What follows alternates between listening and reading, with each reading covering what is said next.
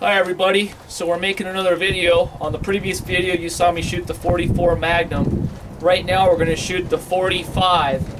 It's a 45 Ruger. So here we go.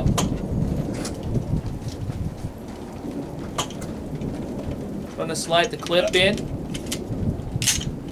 Going to snap it in position.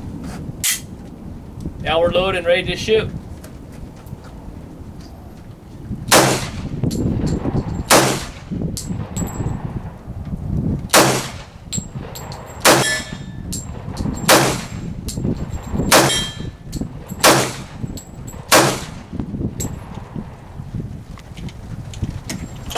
.45 Ruger. Next we'll be going to the shotgun range and we'll do some shotgun shooting.